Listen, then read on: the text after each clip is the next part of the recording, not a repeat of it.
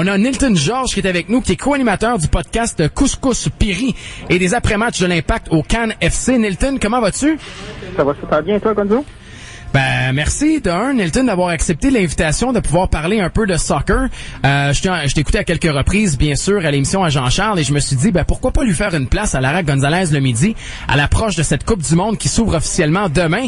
Et avec l'annonce de la Coupe du Monde 2026, je me disais, pourquoi pas parler à Nilton. Alors, merci, Nilton, de prendre le temps aujourd'hui. Ben, c'est parfait. Alors, on va commencer, avec la Coupe du Monde 2026. Initialement, je voulais commencer avec la Coupe du Monde 2018, mais avec l'annonce qui est survenue, bien sûr, ce midi, on nous a confirmé finalement que ça allait être une présentation unifiée du Canada, des États-Unis et du Mexique pour ce qui est de la Coupe du Monde 2026. Ta première réaction par rapport aux retombées que ça va avoir pour le soccer en Amérique du Nord? C'est sûr que c'est pas nécessairement une méga surprise parce qu'on avait quand même une seule compétition avec la candidature du Maroc, mais tous les amateurs de foot au Québec et au Canada, on était un petit peu sur les talons en se disant c'est sûr qu'il va arriver quelque chose parce qu'avec la FIFA, on sait jamais, même si notre candidature était solide, même si on est là avec les États-Unis qui vont nous apporter une grosse crédibilité, même chose avec le Mexique, là, c'est réel. Puis ça devient un petit peu comme surréel de voir que dans 8 ans, on va avoir des matchs de la Coupe du Monde, probablement dans notre cours. Et s'il y a des matchs à Montréal avec une équipe qui va venir ici s'entraîner, utiliser probablement le centre Nutrilait comme centre d'entraînement, c'est vraiment majeur pour l'amateur, pour les joueurs qui, présentement, ont maintenant un objectif de carrière. C'est un jeune qui a 15-18 ans, voit la porte s'ouvrir pour finalement représenter le pays à la Coupe du Monde. Même avec des jeunes joueurs de l'Impact présentement, un gars comme Samuel Piette peut espérer à 31 ans être encore sélectionné pour le Canada. Mais en même temps, il faut encore faire attention à nos émotions parce que oui, le Canada est là. Oui, il y a 3 villes canadiennes, mais c'est loin encore, très loin d'être assuré que Montréal sera parmi les 16 villes choisies, là.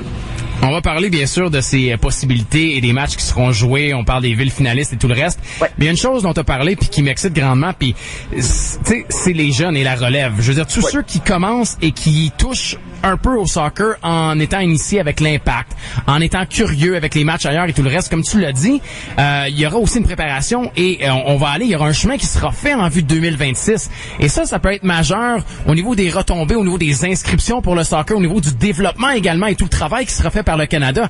Je pense que c'est aujourd'hui, et il y en a plusieurs qui disent que c'est la plus grande annonce dans l'histoire du soccer canadien, mais c'est sûr que si on regarde au niveau économique et au niveau du développement des jeunes, c'est majeur ce qui se passe. Oui, c'est sûr qu'au niveau sportif, c'est un gros boost pour toute la fédération canadienne de soccer. Pour eux, c'est majeur parce que avec une présence du Canada presque garantie, parce que c'est pas encore déterminé si les pays autres vont avoir une place, mais en principe, ça doit être assez bien négocié pour que les pays autres puissent avoir une place à la compétition, surtout avec 40 clubs. Mais il y a les budgets qui viennent avec. Le gros problème de la Fédération canadienne, ça a toujours été un problème de budget.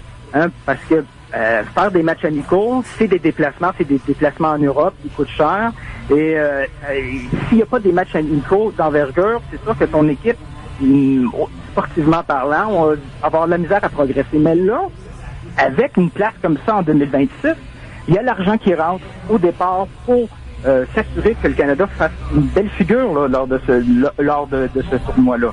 Et oui, maintenant, on a une vision 8 ans avec le nouveau coach John Allman et avec aussi, il ne faut pas oublier, Mauro Biello qui est assistant. On a vraiment quelque chose en marche pour se garantir une présence crédible dans une compétition d'envergure avec des objectifs clairs. C'est majeur, c'est immense pour le soccer au Canada, puis ça va juste aider à la progression de ce sport-là. Avant de passer aux différentes villes, là, et il y en a plusieurs qui se posaient la question également ce matin, juste peut-être pour leur confirmer. Au niveau de la candidature unifiée du Canada, des États-Unis puis du Mexique, qu'est-ce que ça représente aussi, là? Est-ce que les 3 pays sont automatiquement assurés de participer à la Coupe du Monde 2026? Ça n'a pas encore été déterminé, mais c'est très, très difficile de s'imaginer autrement. Ça aurait été beaucoup plus compliqué avec un tournoi à 32 équipes comme ça va l'être cette année. Mais là, à 48 équipes, il y a de la place. C'est sûr que là, c'est 3 équipes de la CONCACAF. Présentement, il y a 3 équipes de la CONCACAF qui peuvent participer à la Coupe du Monde. Mais avec 3 places comme ça déjà prises par les organisateurs, ça implique qu'il faut trouver d'autres places au pays de la CONCACAF. Et là, il faut le gros débat sportivement, c'est s'assurer que ces pays-là méritent d'avoir une place dans un tournoi d'envergure. Mais là, à 48 équipes, on peut imaginer facilement un pays comme présentement le Panama, le Costa Rica, Honduras, faire partie de ce tournoi-là en même temps que le Mexique, les États-Unis et le Canada. Oui, cette année, les États-Unis n'ont pas réussi à se qualifier non plus. Ouais. Tu disais 48 équipes, 16 groupes également pour tout ça.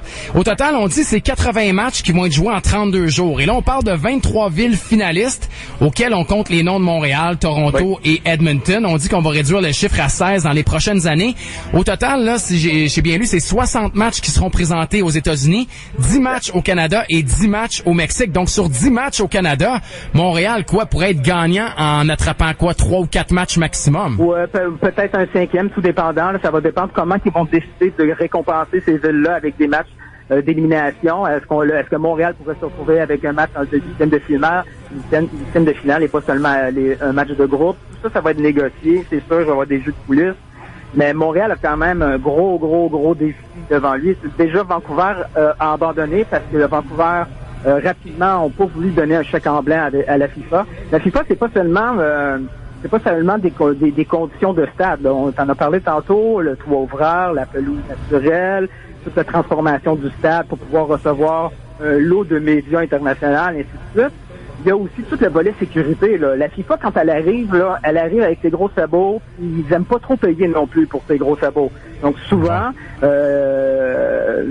l'organisation doit convaincre les autorités politiques de contribuer d'une très grosse façon. Il y a en Colombie-Britannique, même si le maire de Vancouver avait accepté, le premier ministre de la Colombie-Britannique avait refusé toutes ces conditions-là. Mais la FIFA est tellement habituée d'arriver dans un endroit, puis ils ont tellement travaillé fort pour obtenir leur compétition qu'ils sont prêts à demander n'importe quoi. Mais la chance de Montréal, c'est que ils ont déjà fait leur devoir. On a déjà reçu dernièrement, il y a quelques années, la Coupe du monde féminine et avant ça, on a reçu la Coupe du monde U20. Donc, exact. On sait déjà à Montréal, avec les gens en place, avec Francis Lubien, ils savent déjà à quoi s'attendre et comment satisfaire les demandes de la FIFA. Ça, c'est un gros plus. Et les États-Unis, quand ils ont réussi à obtenir cette Coupe du monde-là, avec les Mexicains et les Canadiens, c'est après certains échecs. Là, le mondial de la Russie, il se dit dans 4 ans au Qatar, ça a été un échec pour les Américains parce qu'ils étaient convaincus qu'ils allaient obtenir cette Coupe du Monde-là. Donc, ils se sont retournés. La FIFA aime bien procéder comme ça par étapes. Une première candidature qui va être refusée, puis là, les pays organisateurs ou ceux qui veulent l'organiser vont revenir à la charge avec une des modifications nécessaires. C'est pour ça que quand on voyait la candidature des 3 pays ensemble, on osait croire qu'on allait obtenir cette Coupe du Monde-là. Mais le Maroc aussi, eux, ils s'appellent très longtemps, puis c'est un pays de foot qui espère obtenir cette compétition-là.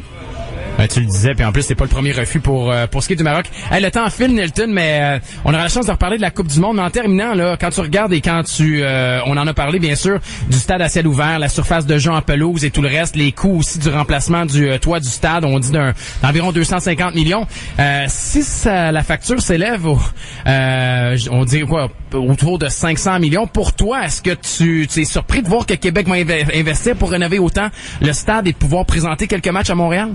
Ben, là, c'est les jeux de coulisses de la politique, et c'est sûr qu'on va parler à travers nos chapeaux, là, mais j'imagine que la stratégie derrière ça, c'est tout le parc olympique qui a besoin d'une rénovation majeure, donc ça va être probablement présenté avec cette stratégie-là de com, c'est-à-dire c'est pas seulement pour un événement unique, c'est pour remettre à neuf le parc olympique qui en a grandement besoin, pour éventuellement obtenir d'autres compétitions, peut-être un jour aussi l'utiliser quelquefois pour un retour des expos.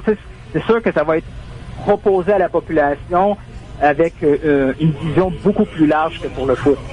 Ouais, ça c'est un très bon point, Nilton, aussi, parce que si on veut refaire tout le quartier avec les installations et tout le reste, j'imagine que on aura en arrière de la tête également un possible retour des expos avec le stade. Tant qu'à construire un nouveau stade, si on investit, ben pourquoi pas faire d'une pierre deux coups, ça c'est sûr et certain. Nilton, on aura la chance de reparler de la Coupe du Monde parce que malheureusement, ça a trop pris de temps avec le 2026, mais partie remise pour toi. On t'écoute bien sûr, co-animateur podcast Couscous Piri-Piri et l'après-match de l'Impact au Cannes FC. Merci beaucoup d'avoir pris le temps ce midi, Nilton. Merci à toi pour l'invitation. À la prochaine. Yes, salut. Nilton Georges qui était avec nous, bien sûr, pour nous parler de cette annonce au niveau de la Coupe du Monde de 2026. On va aller à la pause et au retour, ben on